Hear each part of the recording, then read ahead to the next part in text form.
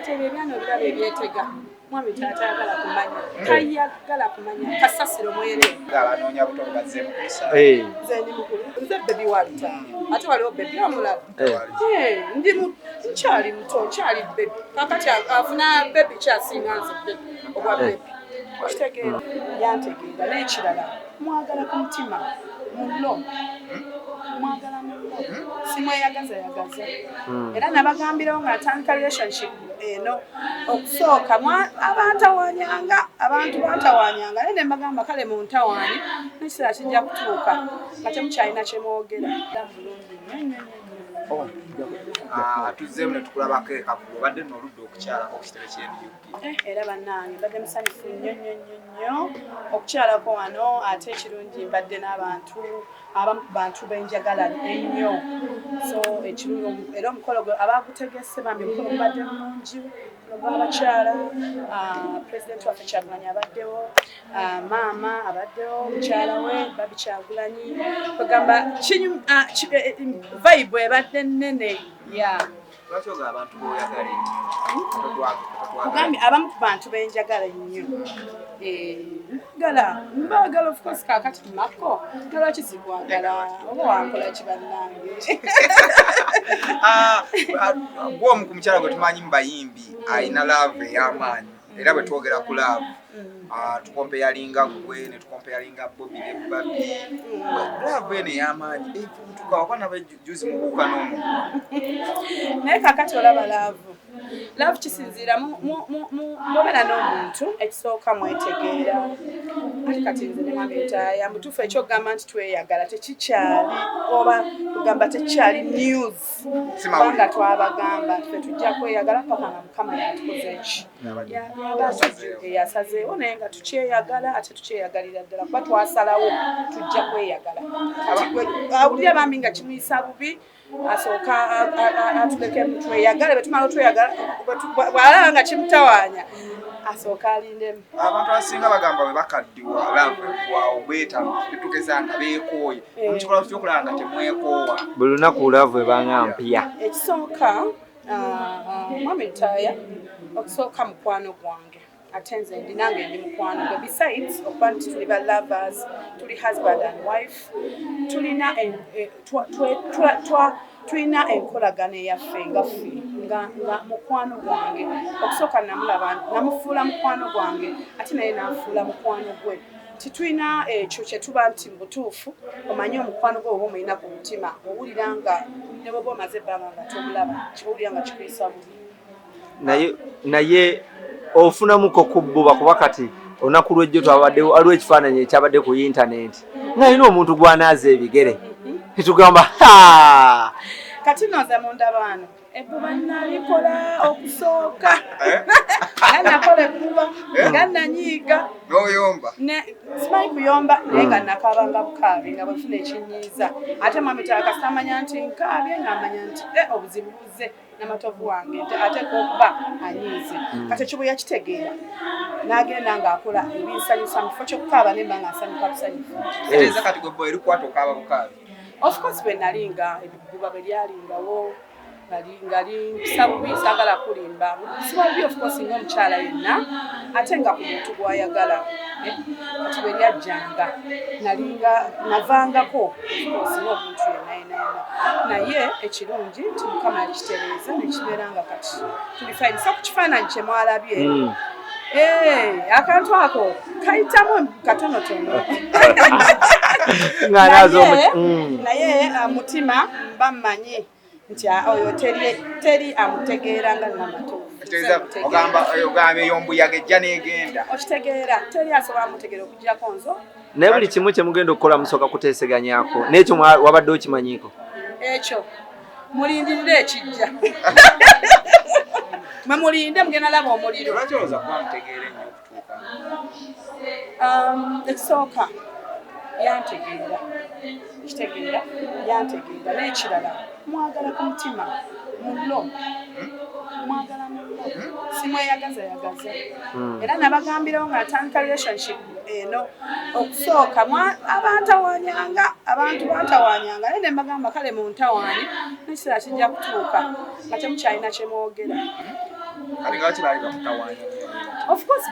course love. Tosobola newe kuba mulimu. Tosobola kubeera nga mutambulira ku nsweeto bw'ebintu. Ebizibu bibeerawo. Nene mbagamba bannange. Oli gwe mutawaanya obanze gwe mutawaanya. Tetuli omuntu omu. Kati inbox wezijja okola. Abasajja nga basindika bu inbox kati buli omukyalo okuba endongono gyano bw'ebiti. Obabeeramu ababaka kati buli wamu nga inbox ziba zijja bu WhatsApp. Mami Lutaayo beka tabisobola. Tabisobola. Mami Lutaayo omulaba. Abankugambe ki? Naye mujagamba newanye kambaleke. Ebisinga okutawaanya amaka ziba simu.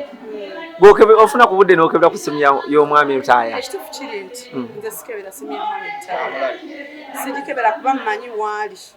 Namatovu amuli mu ssaayi talina kyasobola kola without me. Abaana beka video call n'olaba baddala ali mu parliament nga Gambia alinayo siiti. Lwaki kubanga okonfaminge nekakasa nze lwambase kakasa nekakasa nti omwami wange anjagala ne bwagenda agenda kudda agambe Irene wange ali kudda naye byana bye Kampala nga byetega birina agasambi aganyirira kati ebyo ebyana ebirala ebyetega mwami tatayagala kumanya tayagala kumanya kasasiro mwere wangi kadde mwana bagala anoonya buto bazzemu kusa zeni mukulu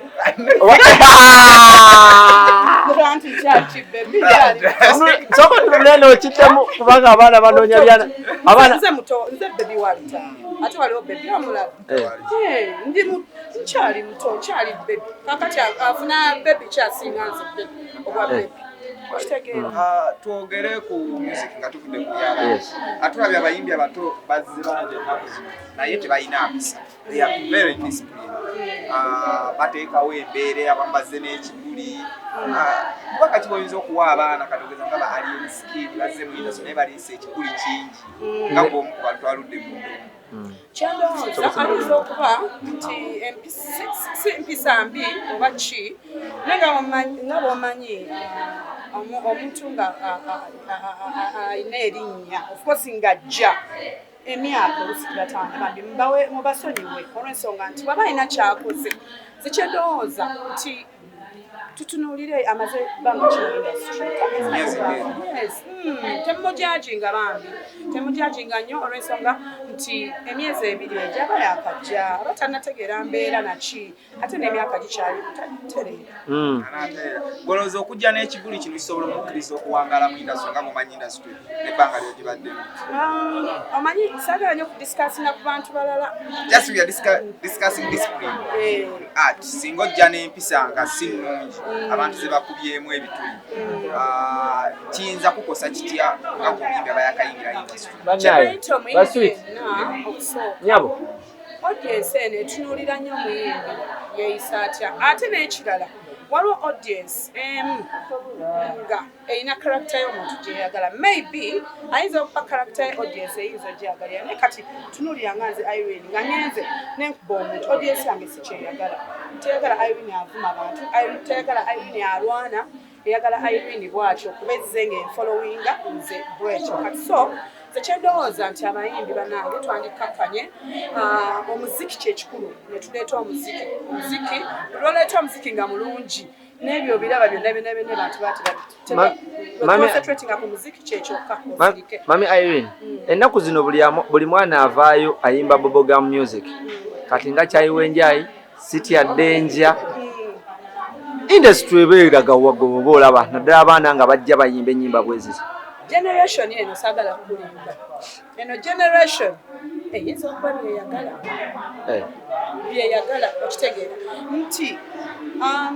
abantu tebakyalina budde bulowooza kunoonya message okitegeera ate n'ekirala abalina obwo obudde okulaba message nti omuntu ayimbye message gyebali era tubabeera ma offices gaabwe era bwe tuba tulina concerts tubasanga ne bajja mu concerts ne bajja ne basasula kitegeera naye abaana abavubuka tobabuulira ebyo enjaayo abanyumira kubanga enjaayo eyo baba bagiraba nga banyumirwa enjaayo eyo nabo bajja kunyumirwa kale nga otuvuddewo katono twogere ku nsonga ey'omukulu Bugingo okuvaayo n'asonyiwa abaana naye omukyala n'agaana omusonyiwa amaze ebbanga yes ng'omuzadde amaze ebbanga lya myaka 5 n'omusobyo nga tabalabako nga gwe omuzadde okyogerako ekisooka siri comfortable discussing abantu bakulu kunansonyiwa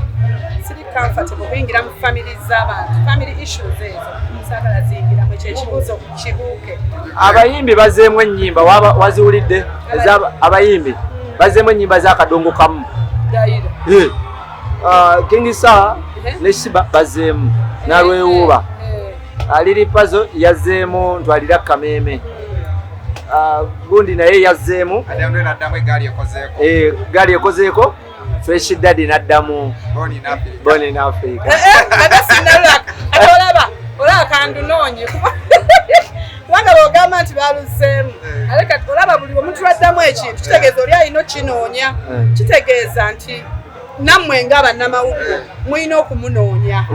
So kati kye yakoze kirabika okuba si kibi. Naye oluyimba lwa munne lwa ddakiika mukaaga yaluzzeemu eddakiika emu n'ekitundu. Era abamu abadde mu industry eno bagamba singa abaddewo akakiiko akatwala industry babadde bajja musiba weeks nga 8 ekitalya. Munnange nkubuulire buli omu mwali walabira omusana kati ne Fresh Daddy kyekimukolera ate mwandimwogeddeko. Muyimbi si muyimbi ate nga lwaki si muyimbi amanyi ku music we Fresh Daddy mbaye ennyimba 2 z'omanyi eza Fresh Daddy muyimbi obaye ennyimba 2 mukyala honorable nga za Fresh Daddy. The Fresh Daddy ntuse simanyi Crystal Panda. Crystal Panda mumanyi bulungi nnyo. Wambere katale Fresh Daddy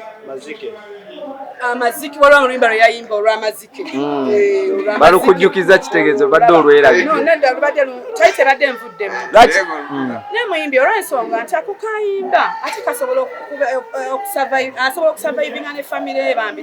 temumujaji nga tayimba tebamubuukinga survivinga nga lwaki tebamugobeerayo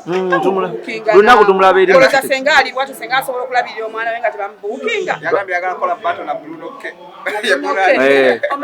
Omanyi kakati olaba ensonga ezo nze mmanyi ebiseera ebisinga omuntu akola ekintu ng'amanyi agenda naye kiina we kimuyambira so baba alina gwagenda okola naye video oba audio oba ki manyi kiina we kigenda omujja ku level emu okuta okumuteeka ku level. But with great respect walikiriza omuyimbi nga Fresh Daddy addemu oluyimba lusobola kugula mundu kukuuma singa aluddamu kati kiki kyemwagala no yes kale obadde mwali baali ali kukyaya kati naye emboozi tugireke ati abamu bamutwala nga diikuula nti diikuula wa industry ekyo kibuuze manager